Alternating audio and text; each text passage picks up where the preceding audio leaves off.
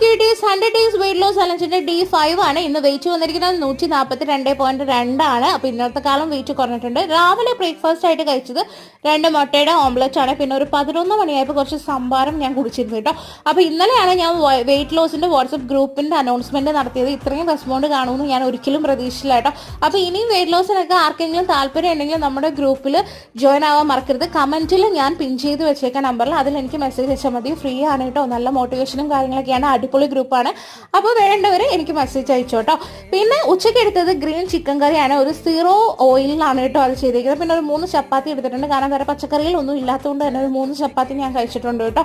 പിന്നെ വൈകിട്ടായപ്പോൾ ചെറിയ ഒരു ഗ്യാസ് ട്രബിൾ പോലെ തോന്നിയതുകൊണ്ട് ഒരു 1/2 ഗ്ലാസ് സോഡ ഞാൻ കുടിച്ചിരുന്നു കേട്ടോ.